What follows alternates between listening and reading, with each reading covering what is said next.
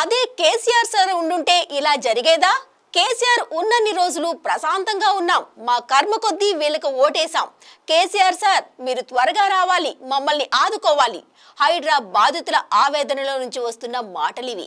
గత కొన్ని రోజులుగా ప్లాట్ఫామ్ తో సంబంధం లేకుండా సోషల్ మీడియాలో సర్క్యులేట్ అవుతున్నాయి. రేవంత్ రెడ్డి అండ్ కోని బండబూతులు తిడుతున్నారు బాధితులు. వాటిని ఎలాంటి సెన్సార్ లేకుండా సర్క్యులేట్ చేస్తోంది బీఆర్ఎస్ సోషల్ మీడియా. కన్నీటి గాథలు, ఆత్మహత్యలు, సూసైడ్ అటెంప్ట్స్, ఆందోళనలు బాగా హైలైట్ అవుతున్నాయి. ఇది బడుగుల ఆవేదన, ఆక్రందన అంటారు కొందరు. కాదు పెయిడ్ ప్రమోషన్ అంటారు ఇంకొందరు. ఇంతకు ఏది నిజం?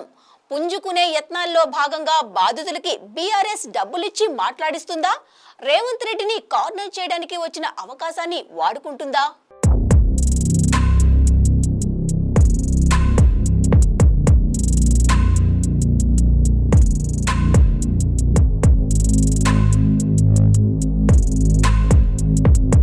హైడ్రా జర్నీ సంచలనంగా మొదలై వదిలించుకోలేని తలనొప్పిగా మారుతుందా? ఆక్రమణలు కూల్చేసి నదులు, చెరువులు అన్నీ సెటరైట్ చేస్తామంటూ రేవంత్ రెడ్డి ప్రభుత్వం తీసుకున్న ఈ సిస్టమ్ ఇప్పుడు ఆయనకే ఎసరు పెట్టబోతుందా? ముందు ఏం జరుగుతుందో తెలియదు కానీ ఇప్పటికిప్పుడైతే కొంచెం టెన్షన్ వాతావరణమే కనిపిస్తుంది. బడాబాబుల నిర్మాణాలు కూల్చినప్పుడు, రాజకీయ ప్రముఖులకు నోటీసులు జారీ చేసినప్పుడు అంతా పాజిటివ్గా ఉన్నట్టే అనిపించినా ఎప్పుడైతే పేదలు, మిడిల్ క్లాస్ జనాల ఇళ్ల కూల్చివేతలు, నివాస స్థలాలకు మార్కింగ్లు పెట్టడం మొదలుపెట్టారో తేడా కొట్టినట్టే కనిపిస్తుంది. ఎన్ కన్వెన్షన్ డిమాలిష్ చేసిన తర్వాత లిస్ట్లో ఉన్న బిగ్ షాట్స్ టార్గెట్ అవుతారనుకుంటే బుల్డోజర్లు సడన్ గా పేద, మధ్యతరగతి ఉద్యోగుల ఇళ్లవైపు మూవ్ అయ్యాయి. ఆల్రెడీ కంప్లీట్ అయిన వాటిని నివసిస్తున్న ఇళ్లజోలికి వెళ్లమంటూనే నిర్దాక్షిణ్యంగా వారి గూడును చెదరగొట్టేశారు హైడ్రా అధికారులు. జీవితకాల కష్టం అలా కళ్ల ముందు కూలిపోతుంటే బాధితులందరిది ఒకటే ఆవేదన. ముందస్తు సమాచారం లేదు, కనీసం ఖాళీ చేసే టైం ఇవ్వండంటూ బాధితులు అధికారుల కాళ్లావేళ్లా పడ్డా కనికారం చూపలేదు. లక్షలు, కోట్లు అప్పు చేసి కట్టుకున్న మా ఇల్లు కూలదోయడం వల్ల మీకొచ్చే ఉపయోగమేంటంటూ ఒక్కొక్కరు కన్నీరు పెడుతూ నోటికి వచ్చింది తిట్టి శాపనార్థాలు పెట్టి ఆందోళనకు దిగుతున్నారు. మేము పుస్తకపోగా అమ్ముకొని కష్టపడి రిటైర్మెంట్ పైసలు, దుకాణాల కూరగాయలు అమ్ముకొని ఇండ్లు కట్టుకునే వాని బందో కొట్టి మేము రోడ్డు మీద పడడం ఏంది? మా కర్మ మరి వాడు ఇదో తెలియదు, వాడు నెత్తులు కొట్టుకోవటానికి ఇవన్నీ కదా. కేసీఆర్ చేసిండన్నా, చేసిండు, చేయలేదన్నట్లే, తినలేదని చెప్పొద్దు.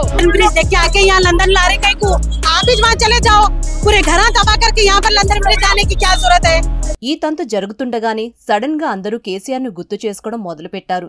అదే కేసీఆర్ సారుండి ఉంటే ఇలా జరిగేది కాదు.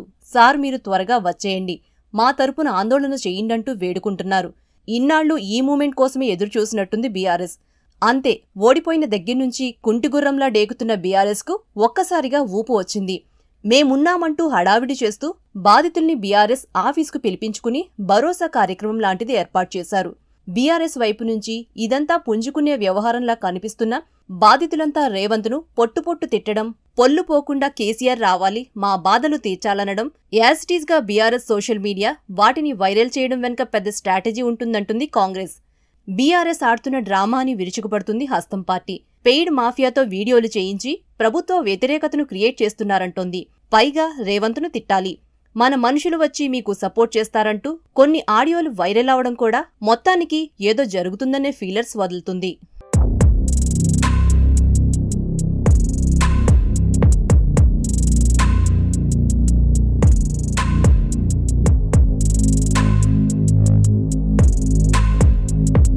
ప్రభుత్వ పథకాల అమలుపై రేవంత్ ను కార్నర్ చేద్దామంటే కుదరట్లేదు. కష్టమో నష్టమో స్కీమ్స్ అమలుకు తీవ్రంగానే కృషి చేస్తుంది రేవంత్ సర్కార్.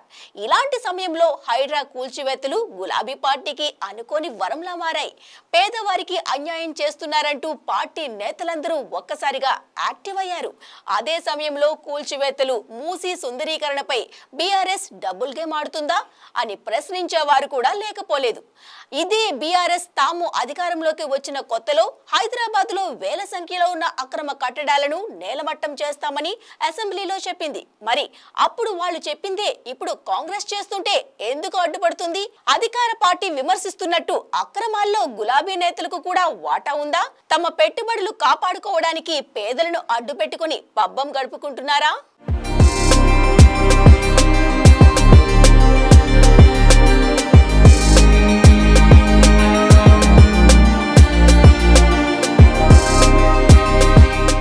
హైదరాబాద్లో 28,000 అక్రమ కట్టడాలున్నాయి. వాటన్నింటినీ నిర్దాక్షిణ్యంగా కూల్చివేస్తాం. వరదల నుంచి భాగ్యనగరానికి విముక్తి కల్పిస్తామంటూ 2016లో ప్రకటించారు కేసీఆర్. మూసీ సుందరీకరణ పనులు ప్రారంభించామని, మూసీ కార్పొరేషన్ ద్వారా వర్క్స్ చేస్తామని, కాలుష్యకారక పరిశ్రమలను నగరం నుంచి తరలిస్తామని కేటీఆర్ కూడా అసెంబ్లీలో స్టేట్మెంట్ ఇచ్చారు.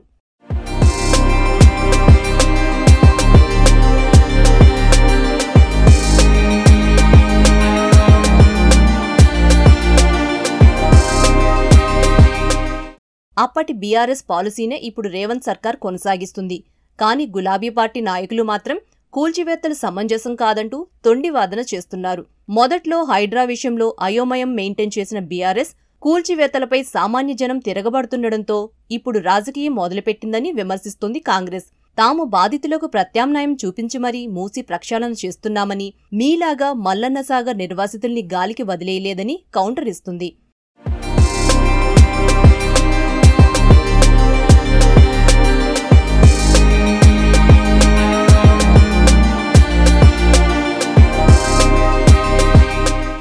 మాజీ మంత్రి హరీష్ రావు మరింత దూకుడుగా ఉన్నారు హైడ్రా కూల్చివేతల విషయంలో.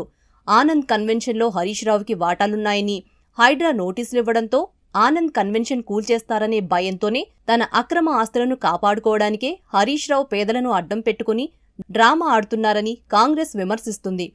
అది కొనుక్కున్న భూములు ప్రభుత్వమే రిజిస్ట్రేషన్ చేసింది, ప్రభుత్వమే మున్సిపాలిటీ అనుమతి ఇచ్చింది, ప్రభుత్వమే విద్యుత్ కనెక్షన్ ఇచ్చింది, ప్రభుత్వమే వాటర్ కనెక్షన్ ఇచ్చింది. వాళ్ళు ప్రతి సంవత్సరం ట్యాక్స్ కడతా ఉన్నారు. అటువంటి వాళ్ళను కూల్చేసేటువంటి కార్యక్రమం ఇవాళ ప్రభుత్వం మానుకోవాలన్నదే బీఆర్ఎస్ పార్టీ చెప్తా ఉంది.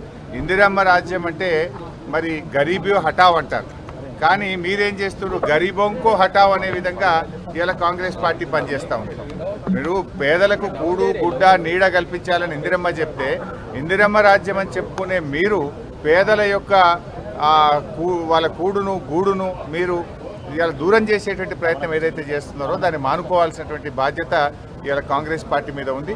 రాహుల్ గాంధీ గారు బుల్డోజ్ రాజ్యానికి మేము వ్యతిరేకమని, బుల్డోజ్ రాజ్యం పోవాలని గంభీరమైన ఉపన్యాసాలు రాహుల్ గాంధీ గారు ఇస్తూ ఉన్నారు. మరి ఇక్కడ ఈ తెలంగాణలో హైదరాబాద్లో బుల్డోజర్ రాజ్యమే నడుస్తూ ఉంది. రాహుల్ గాంధీ గారికి మేము విజ్ఞప్తి చేస్తూ ఉన్నాం, వెంటనే బుల్డోజ్ రాజ్యాన్ని ఆపండి, బలవంతపు కూల్చివేతలు ఆపండి.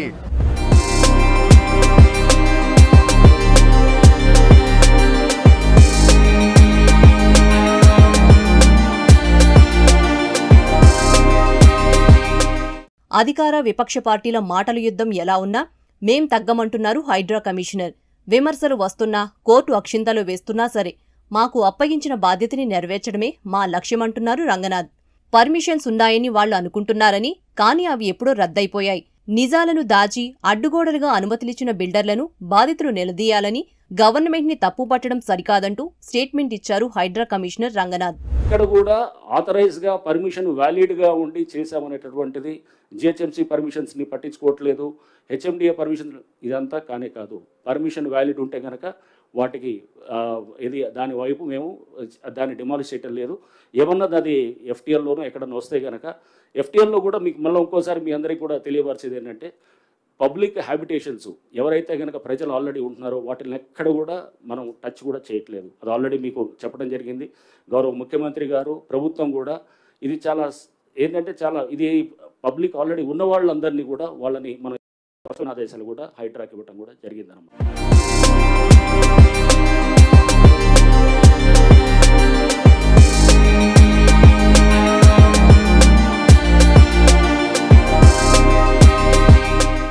నోటీసులు ఇస్తున్నా కొందరు సీరియస్గా తీసుకోవడం లేదని, తాము సరైన అనుమతులు ఉన్న వాటిని కూల్చడం లేదని, ప్రజలు నివాసముంటున్న ఇళ్ల జోలికి కూడా పోవట్లేదని స్పష్టం చేశారు హైడ్రా కమిషనర్. మన కుకట్పల్లిలో చూసాం, కుకట్పల్లిలో చెరువు దగ్గర డిమాలిష్ చేసినప్పుడు అక్కడ కేటరింగ్ చేస్తూ ఒక లేడీ మాట్లాడటం మనం చూసాం. సో వాళ్ళకి యాక్చువల్గా ఆ డిమాలిషన్ అయిన మరుసటి రోజు వాళ్ళు ఆ ల్యాండ్ ఓనర్స్ అంతా కూడా మా దగ్గరికి వచ్చారు, ఒక అడ్వకేట్ని తీసుకొని మా దగ్గరకు వచ్చారు, ఆఫీస్కి వచ్చారు. వాళ్ళందరికీ కూడా ముందే ఇంటిమేషన్ ఇచ్చాం. దాదాపు 14-15 మంది వాళ్ళు ఖాళీ చేయించారు. తీసిన 16 స్ట్రక్చర్స్లో ఓన్లీ ఒకళ్ళిద్దరు, నేను అడిగాను వీళ్ళ స్ట్రక్చర్లోనే ఎవరైతే కనుక వీళ్ళ ల్యాండ్లోనే పట్టా ల్యాండ్ అంటే ఆ చెరువు ఎఫ్టీఎల్లోనే పట్టా ల్యాండ్, అతను అడిగారు మీరు ఎందుకు ఇవ్వలేదు, ఎందుకు చెప్పలేదంటే అది మేము జరుగుతుంది అనుకోలేదు సార్, మీరు వచ్చి డిమాలిష్ చేస్తారని అనుకోలేదు.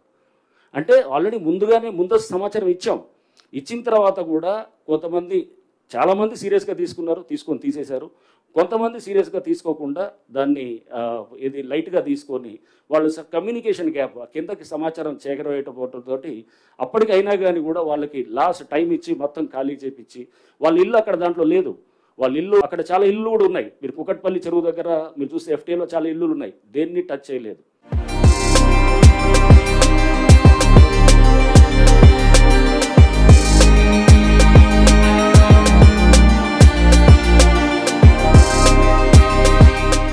నన్ను మించిన హిందూవాది ఎక్కడున్నాడని ప్రశ్నించే కేసీఆర్కి యజ్ఞాలు యాగాలంటే విపరీతమైన సెంటిమెంట్. రీసెంట్గా ఫామ్ హౌస్లో యజ్ఞాలు నిర్వహించారాయన. వాటి ఫలితమో మరొకటో హైడ్రా పుణ్యమా అని బీఆర్ఎస్ తిరిగి పుంజుకున్నట్లు కనిపిస్తుంది. 2 ఎన్నికల్లో వరుస ఓటముల తర్వాత ఫామ్ హౌస్కే పరిమితమైపోయిన కేసీఆర్కు మళ్లీ రాజకీయం చేసే అవకాశం వచ్చింది. ప్రస్తుతానికి హైడ్రాని అడ్డం పెట్టుకుని హరీష్ రావు కేటీఆర్ కేడర్తో కలిసి నిప్పు రాజేయడంలో బాగా బిజీగా ఉన్నారు. కేసీఆర్ సీన్లోకి వచ్చేదాకా ఆ మంట అలాగే రగులుతుంటే చాలు. గులాబీ బాస్కి చలి కాచుకోవడం ఎలాగో బాగా తెలుసు కాబట్టి రేవంత్కు ముందు ముందు అంతా కష్టకాలమేనని గట్టిగా నమ్ముతున్నారు ఆ పార్టీ శ్రేణులు. ఇదే ఊపులో కాంగ్రెస్ ప్రభుత్వాన్ని పడగొడతామంటూ ఆఫ్ ద రికార్డ్ కామెంట్స్ కూడా చేస్తున్నాయి.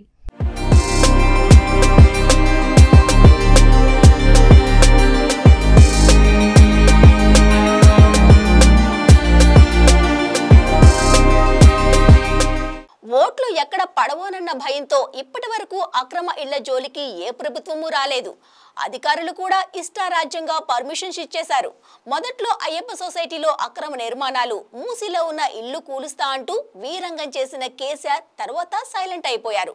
పైగా ఈ 10 ఏళ్లలో బీఆర్ఎస్ లీడర్లే చెరువులు, కుంటల్లో విచ్చలవిడిగా అక్రమ నిర్మాణాలు, ఫామ్ హౌసులు కట్టి బాగా సంపాదించారు. ఇప్పుడు హైడ్రా ఏర్పాటు చేసి రేవంత్ సర్కార్ వాటిని కూల్చేస్తుంటే కేసీఆర్ సపోర్ట్ సిస్టమ్ గా ఉన్న కేటీఆర్, హరీష్ రావు రచ్చ చేస్తున్నారు. బాధితులకు భరోసా ఇవ్వడానికి లీగల్ టీంలు, హెల్ప్ లైన్లు పెట్టి ప్రభుత్వ వ్యతిరేకతకు గట్టిగానే ట్రై చేస్తున్నారు. ఈ సెంటిమెంట్ అస్త్రం స్థానిక ఉప ఎన్నికల్లో బీఆర్ఎస్ కు ప్రయోజనం చేకూర్చేదే. అందుకే రేవంత్ రెడ్డికి జాగ్రత్తగా ఉండాలనే వార్నింగ్లు పెరుగుతున్నాయి. ఒక్కసారి కేసీఆర్ వచ్చి మళ్లీ రాజకీయం మొదలు పెట్టాడంటే తట్టుకోవడానికి రేవంత్ ఈసారి మరింత గట్టిగా ప్రయత్నించాలంటున్నారు.